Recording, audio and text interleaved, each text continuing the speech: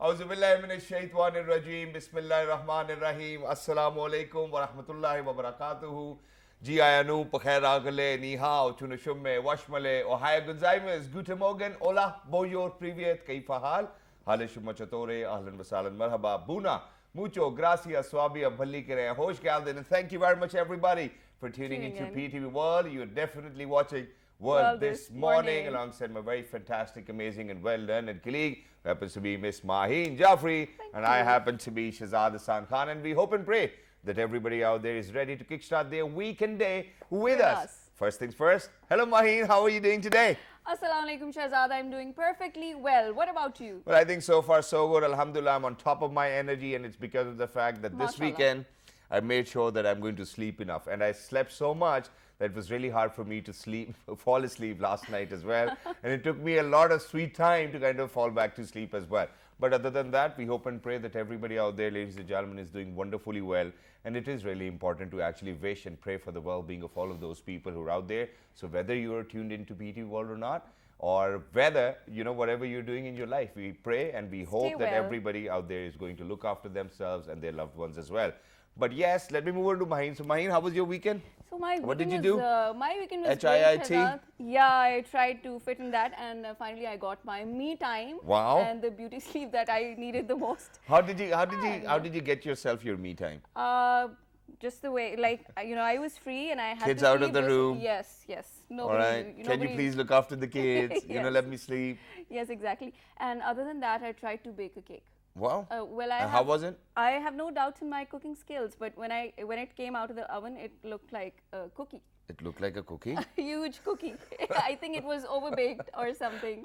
Huge cookie. So how can you really rely on your cooking skills? Because if you were trying to bake a cake, how do you think that it came out to be a cookie? Well, I was thinking. I think आपके पैमाइशी जो है ना वो थोड़ी आगे पीछे हो गई. You know, the way you measure that, okay, you know, how this much of baking soda and everything. Everything was fine till then, but I think climate change has got to do something. Climate change. I don't know whether climate change is going to have an impact while the you know, cake is in the oven, and you know, you trying to make. As soon as it came out, you know, there must be something. It turned out to be cookie. It must be, and we will certainly talk about that as well. But first things first, ladies and gentlemen, let's get started with what's happening in the country, outside the country, and what's happening in the field of sports as well. So with the top stories, ladies and gentlemen, this is Shahzad Khan and Miss Maheen Jaffrey. Let's get started.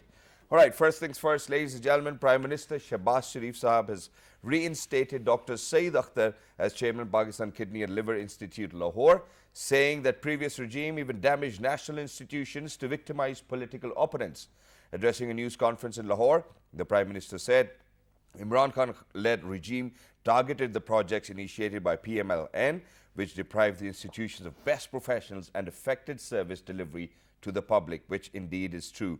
The Prime Minister said the government has decided that minimum 50% patients will be treated free of cost at Pakistan Kidney and Liver Transplant Hospital. He also announced to restart work on Nursing University and complete the project within 1 year, adding that the university will not only cater the needs of the hospital, but also of the province. And just in addition to this as well, ladies and gentlemen, because I cannot agree more, and it's because of the fact that imagine that there was this agreement within Punjab government and Novartis, who were actually providing people free medicine for all of those people who were suffering from blood cancer as well. And imagine towards the end of the Imran Khan's regime, you know, there was a lot of hiccups and the medicine is not available even as of now. And the people who are actually suffering from cancer are actually not able to take any sort of medicine. So I think that that's sorry state of affairs as well. And if the newer government, the incumbent government, can actually look into it, that'll be wonderful. Well, we think suddenly the projects have started, you know, speeding up, Shahzad, as soon as it has come. Now, it's about firefighting operation in the Shirani district of Balochistan, and the report regarding firefighting efforts to contain wildfire in Shirani area of Balochistan has been submitted to Prime Minister Shehbaz Sharif, detailing the ongoing operation in the affected areas. Prime Minister had issued direction to the relevant authorities to accelerate their fire dousing operation. The report said that a team consisting of federal and provincial departments had been formed, while control room has been set up by the Department of Forests and Wildlife to monitor the situation. Besides, an emergency was imposed by Commissioner Job in the area. Now, different teams of about 300 firefighters are taking part in the operation in Shergali, Zargon Zawar, Torgar and Takai areas. The report further said that PDMA is providing the required firefighting equipment and rescue vehicles to control spread of wildfire. NDMA was also supplying the necessary equipment, whereas Pakistan Army has provided 2 helicopters. Besides, an army base camp was set up, which was extending support in the ongoing operation.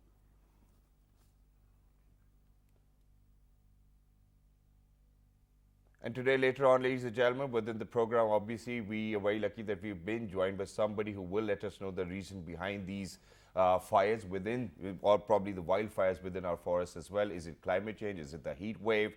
So we will definitely discuss that and we will cover the solutions. But before we do that, let's move on towards the world of sports, because first up, Eurasia Cup 2022, I think, will be inaugurated today.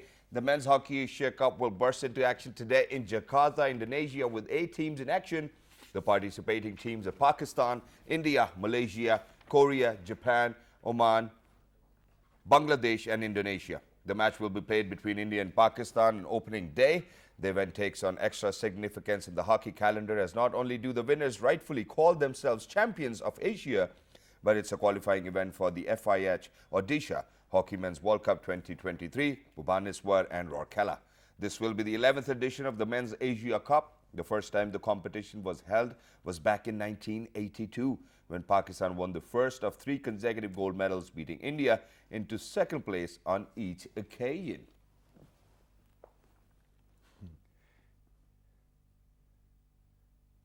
And all of a sudden, ladies and gentlemen, I just kind of looked at somebody's notes, which are lying over here on the floor as well. So I'm going to have my colleague over here. Here you go. Here's your booty. Thank you so much. Let's do that. Moving on, ladies and gentlemen, towards the last news for today, Sri Lanka Women Tour of Pakistan, as we all know.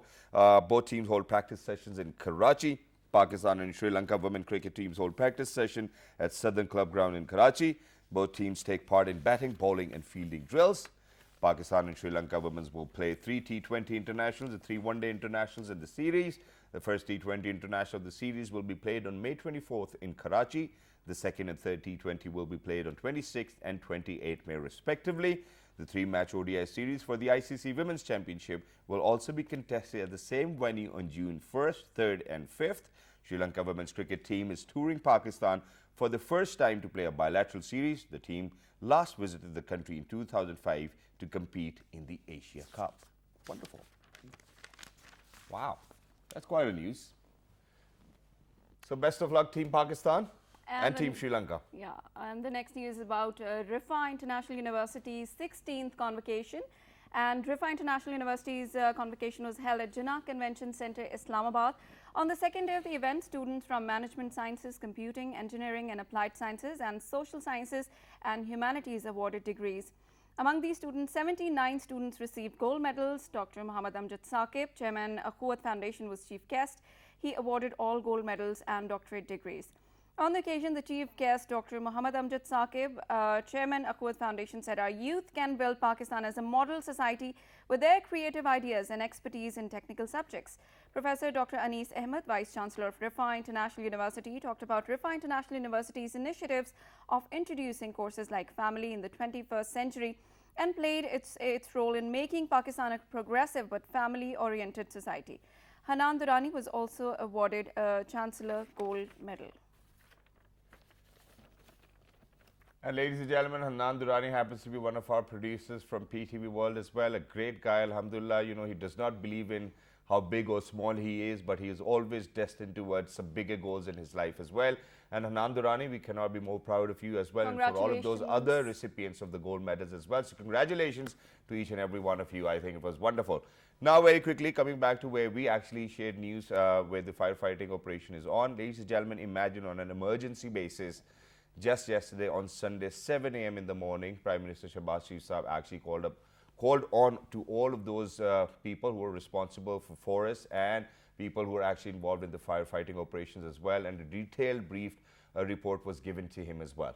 Imagine that Prime Minister Shahbaz Sharif Saab, I love the efficiency of this gentleman, and it's because of the fact that I've seen him work as the Chief Minister and as the Prime Minister himself, ladies and gentlemen, who's really kind of making sure, I don't know, I think that, he might be even having trouble sleeping knowing that the country is going through so many problems. So, on emergency basis, this meeting was called, the ex-IG Forest was there as well and the other officials were there. And imagine that he actually told all the officers that you are supposed to be at the forest and you should stay at the forest as well. Wow. Which I will take you back in time, that there was this rule back in time, Maheen, that if the officers who are related to forest and forestry as well were supposed to actually stay within the forest and the premises for at Wow. least more than 10 to 15 days, otherwise they were charged as well. Oh my God, So I that didn't know rule has that. been brought back as well. And ladies and gentlemen, to kind of look into solutions, we're very lucky that we've been joined by somebody where even the authorities within the United States of America kind of reached out to him to make sure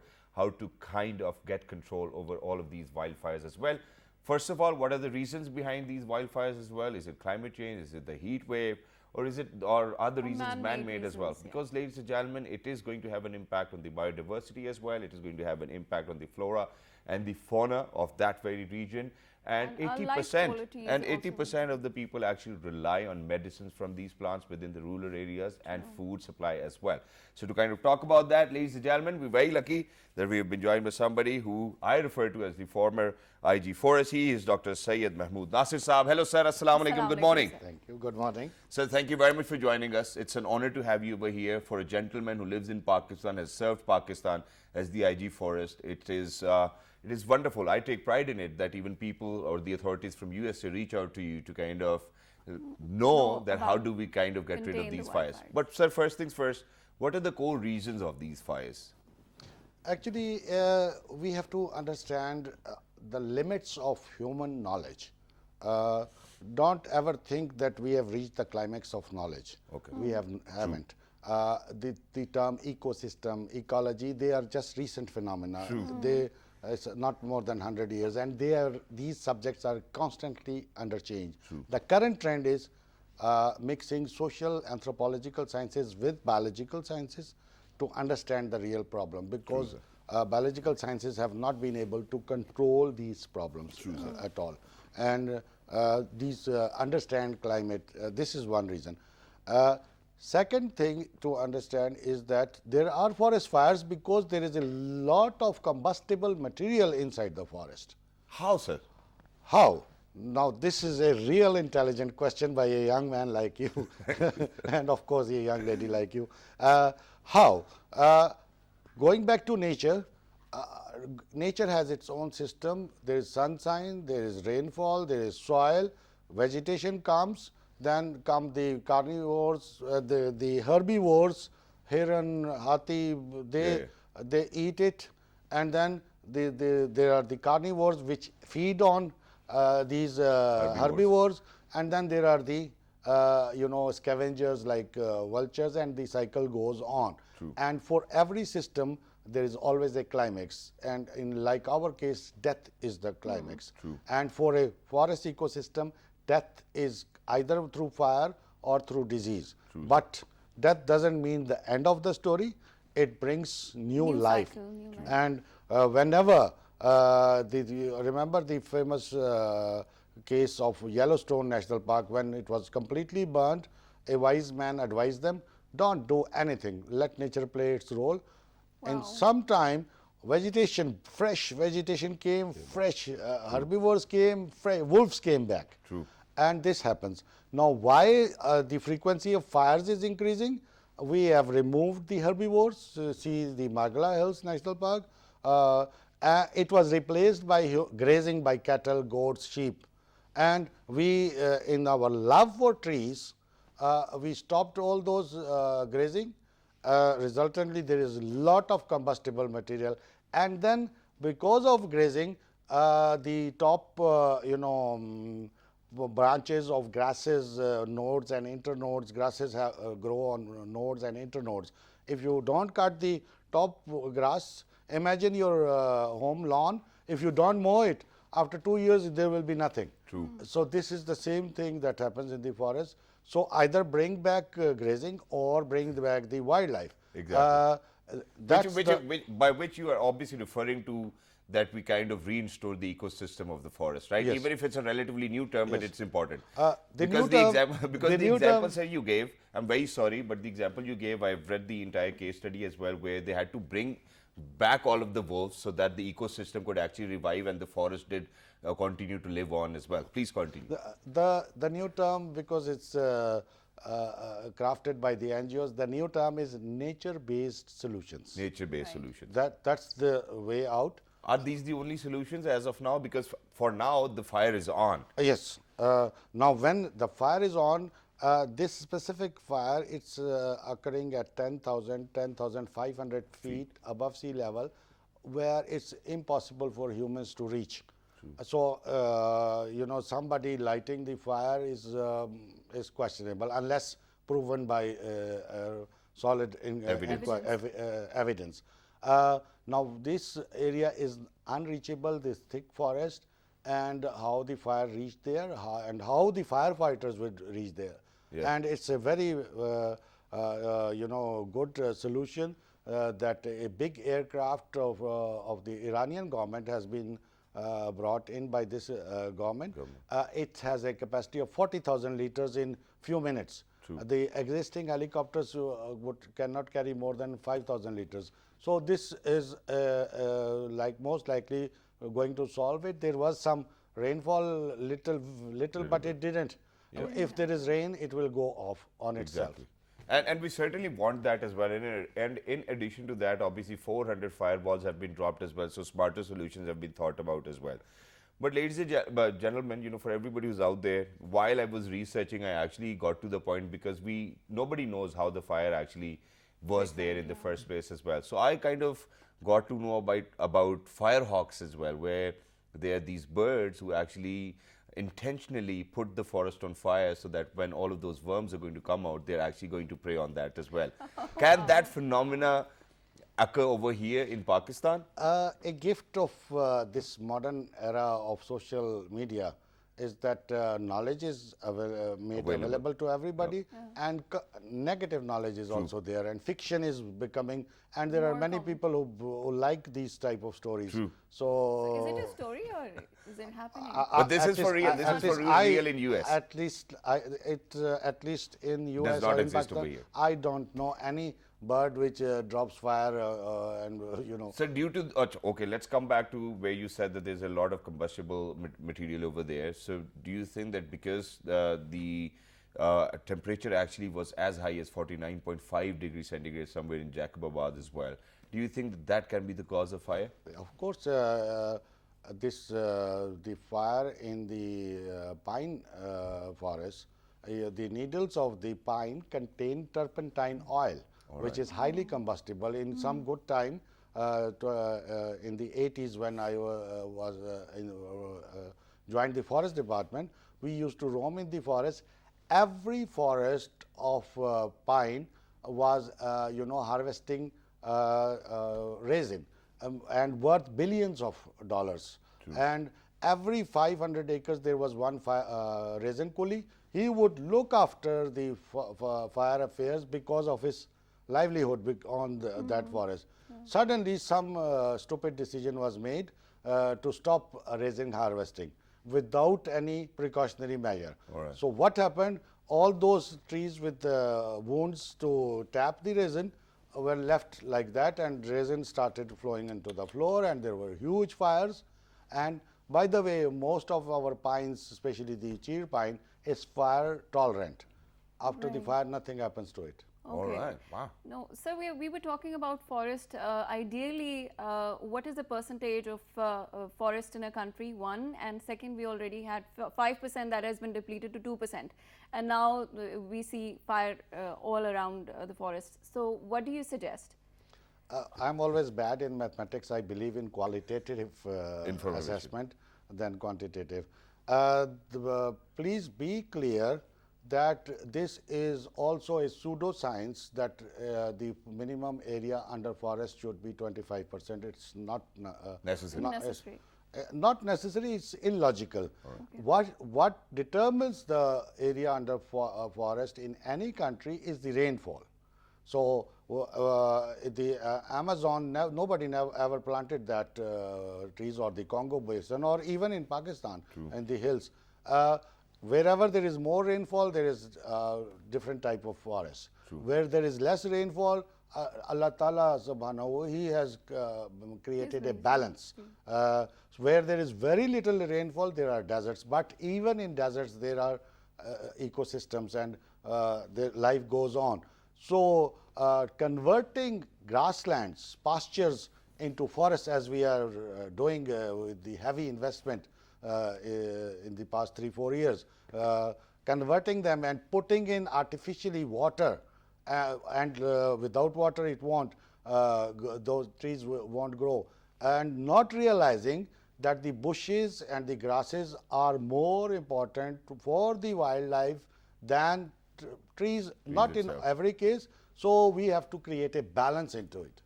All right, and sir, in addition to that, I seriously want to kind of know, because you were a part of that meeting. In fact, there were other people who were a part of that meeting as well.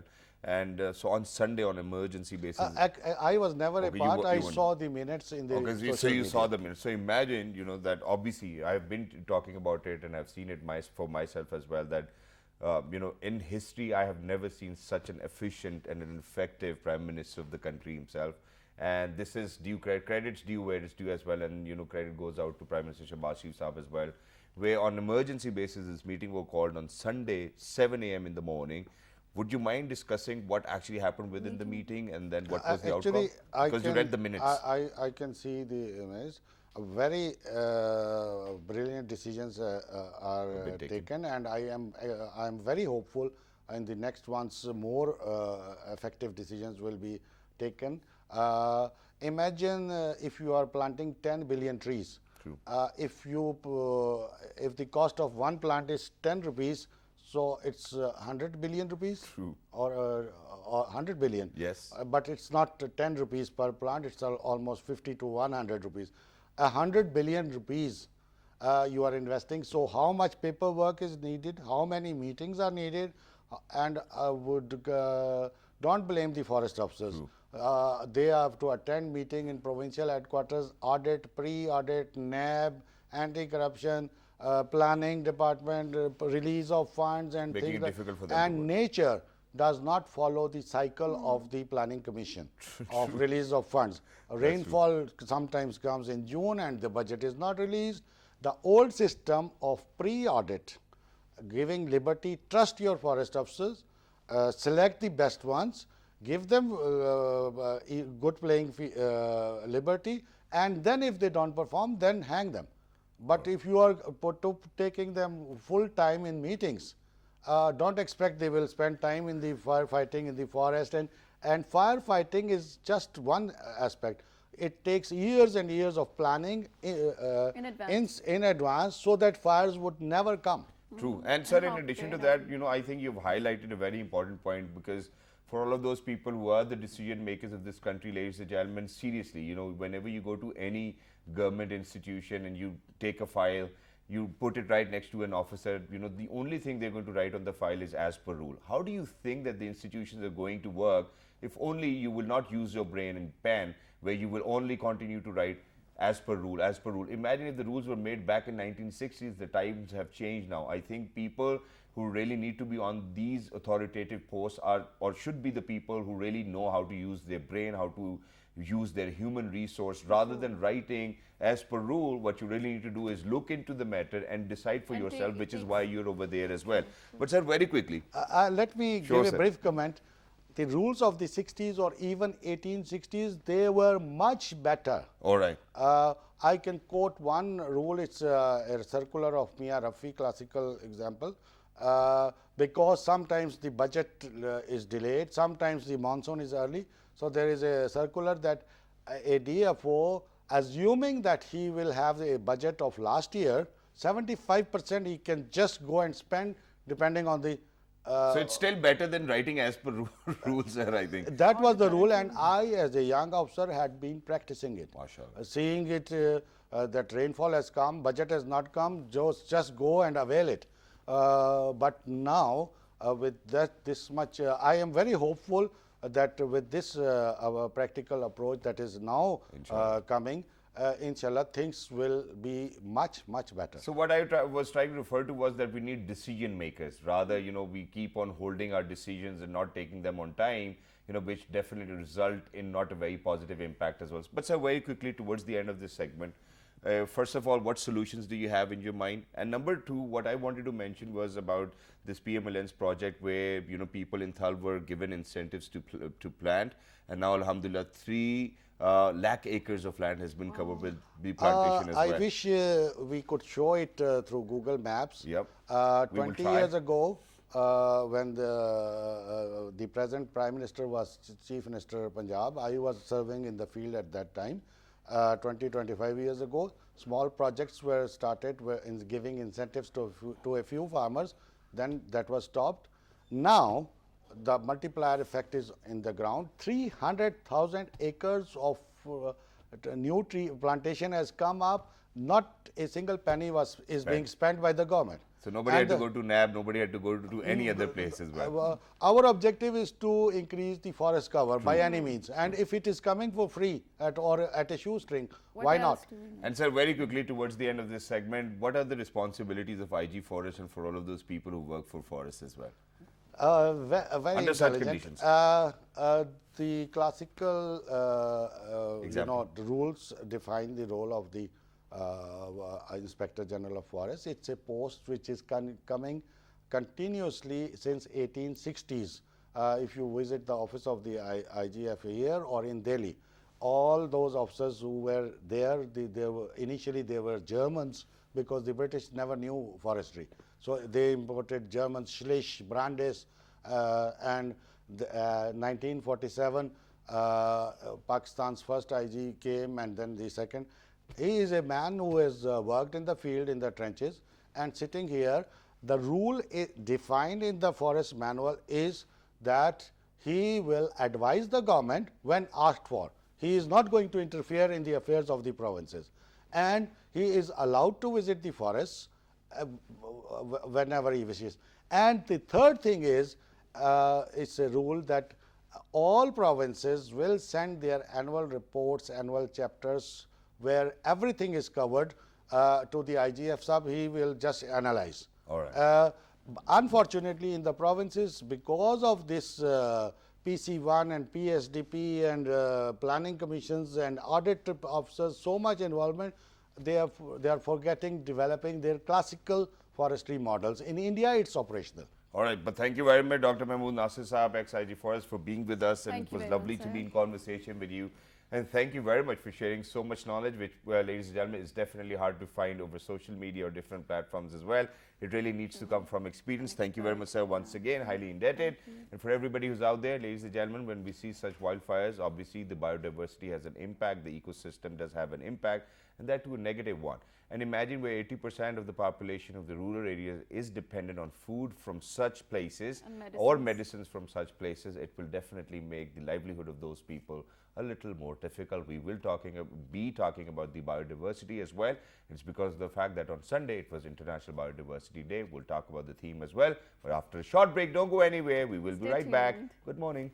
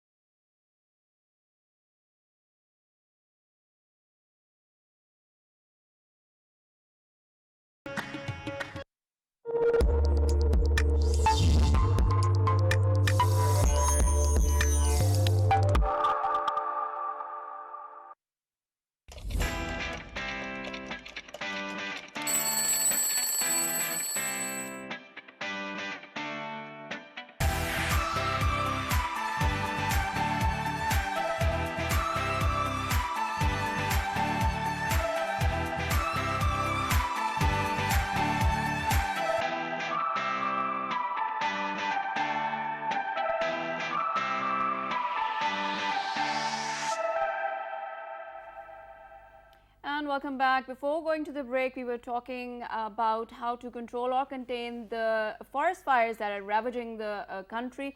And we were, of course, talking to an expert from IG Forest. And then, Shahzad, you were talking about biodiversity. Exactly. Ladies and gentlemen, so I've mentioned how, 80% of the population actually relies on food from obviously forests or plants as well, and then medicines as well. Imagine 20% of the white meat, we get for 3 billion people, ladies and gentlemen, is from the fish as well.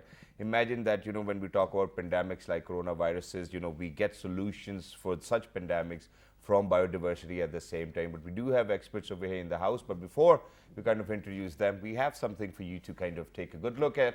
And then once you guys will come back, we will talk about how we certainly need to kind of focus our energies on biodiversity, because 8 of the Sustainable Development Goals kind of rely on biodiversity and its richness as well. So let's go, let's take a look.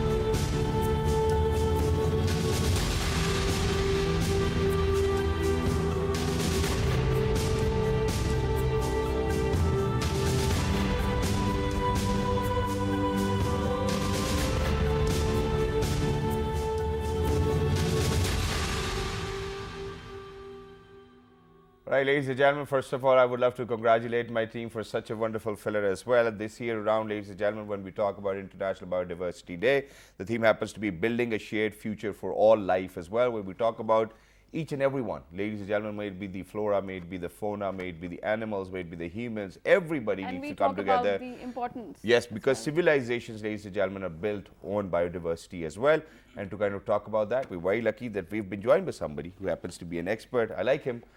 He's one of those people who always makes sense whenever he opens his mouth as well. Ladies and gentlemen, he's the climate advocacy expert. He is Mr. Munir Ahmed. Hello, sir. Assalamu alaikum. Good morning. Wa alaikum assalam, and thank you so much. Thank you so much for joining us. Very full of energy. Thank you very much. I like that. I like that. And, I work hard for our guests to kind of be full of energy as well. That's great. I need to reciprocate the same way as well. Okay. And in the first place, I really need to come up with that energy so that my guests can reciprocate the same way as well. That's great. But alongside Munir Saab, ladies and gentlemen, we are lucky that we've been joined by environmentalists as well. She always makes sure to kind of keep us motivated.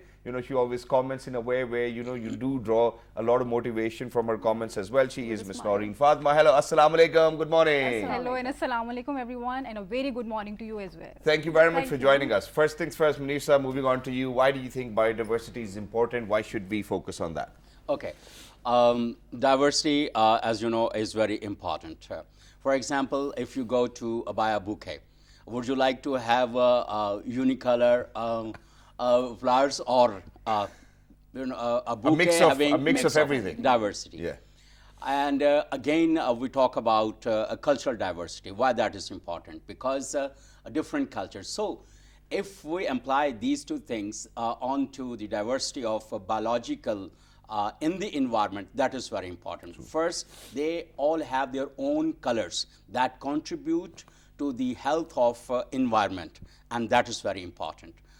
For example, every creature lives at a different level of the environment. For example, there are some, those live in the desert, True. Some in plains, some high up in the mountains. Yeah. And snow leopard, for example. The base of the mountains, and then the different markhors, for example. Yeah. For example. So they are not only the beauty of the environment, but they have their own utility for the nature. True. So that is very important. And different herbs and shrubs are grown at different levels, and they have their own medicinal purposes as well. Purposes. And besides that, the forests that we have in the for example, in the plains, it gives you more better environment. And if they are in the mountain areas, they save from the temperature. They even save from the floods too as well. Well, thank you very floods. much, Munir Sahab, for highlighting. And landsliding as well. Exactly. They Thank save you very from. much for Yeah. highlighting the importance, which is why I want to move on to Ms. Noreen over here. So, building a shared future for all life. You know, this is a very important theme this year around as well. What would you have to say about that? Yes, when you're talking about building a shared future for all, it means we are talking about humans, we are talking about animals, flora, fauna, and microorganisms. So when we're talking about all, so it means we have to cater all their concerns about it, and only by incorporating them, and we are having a sustainable development, that is the UN Sustainable Development 2030 agenda. And all our goals are interlinked, like we talk about climate action, marine life, terrestrial ecosystem. And when we consider all of them, then we can only build a sustainable planet, not only for us, but also for our future generations. In addition to that, you know, so let's talk about how a reduction in biodiversity can actually be a threat towards our health. And then, you know, there's this term, I don't know, I think that the correct pronunciation is zoonosis, Yes. where, you know, you get diseases from animals to humans as well. So, you know, Right. how do you think that it works? Yes, when you're talking about biodiversity loss, we know each and every component of the ecosystem is playing a significant role, and if disturbance of any of the component can cause to destruction. As you mentioned about the zoonosis, these are the diseases which are been facing, as you heard about monkeypox. Yeah. I just read the news yesterday. It is also one of the epidemics that we are hearing these days. So these biodiversity species can also play a significant role in combating these epidemics. So the only problem over here is that, you know, why the loss of biodiversity actually has an adverse effect on humans' health as well. That's something which I cannot grasp over Or here. Noreen, maybe if you know, one component is disturbed, the other are also disturbed. Like it consists The of entire ecosystem, ecosystem. species, and things like that. How would we balance all that? Yes, as already said, that each and every component is important when we're talking about biodiversity loss. If some of the species are already threatened, like snow leopard, and we talk about markhorse. So if they are getting destructed because of their habitat destruction, they will affect our life as well. As we already mentioned, that our 80% of the individuals, especially living in the rural areas, are getting benefited from these medicinal plants, and when we talk about 20% of the fish is playing a significant role in our food security. Imagine 3 billion people We are taking are advantage of getting that. yes. And you know, for the better understanding of our viewers, ladies and gentlemen, there was this one place, probably I think was China. They got rid of the bees all over, and then unfortunately they couldn't really kind of control how, you know, the entire farmland system actually was disturbed just because of the fact that the bees weren't around. So I mean, when we talk about food security, when we talk about building up civilizations, biodiversity is the most important. Which is why, Munisa, I'm going to move on to you. Now imagine that when we talk about biological diversity, we really need to kind of talk about all of those resources which we can provide, because there can be some microorganisms which help us live the life we live, and God forbid, you know, if we kind of eradicate all of those animals, or probably the fauna as well, from that biodiversity cycle, well, the impact is going to be on the humans. Now, how do you think we protect that? How do you think that we spread awareness that, hey, everybody needs to exist to coexist in the first place? Let me cite an example. Sometimes back, we had like a lot of birds coming to the wheat crop. When there was, but the farmers saw it like damage to the crop, and they overhunted the birds. And in the result of that, many insects that were more harmful to the crop, they're populated. And they had to import those birds again.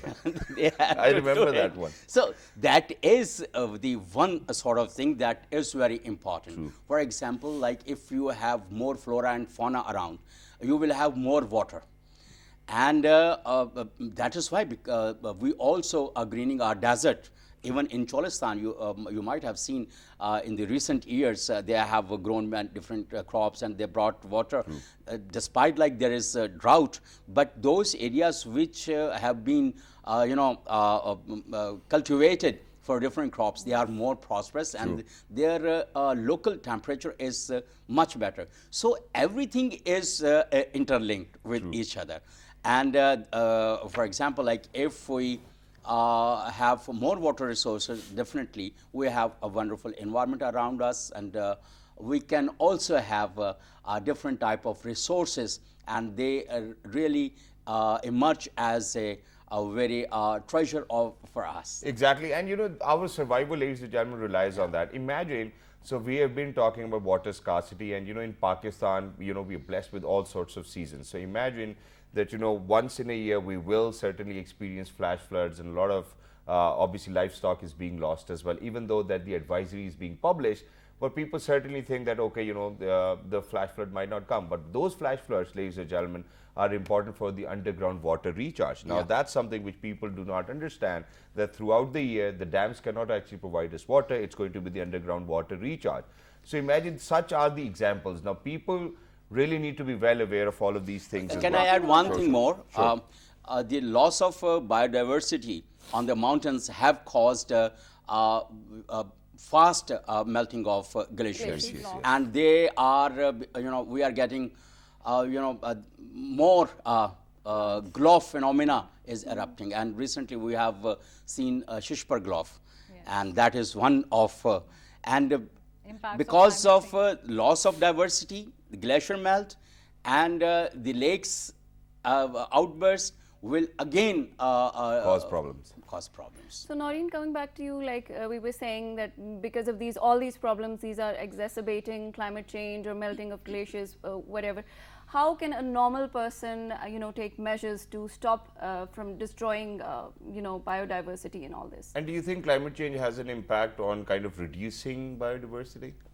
Yes, we have just recently mentioned, Sir Munir, that because of this glow phenomena, that our biodiversity which is residing in these mountains will definitely lose their habitat.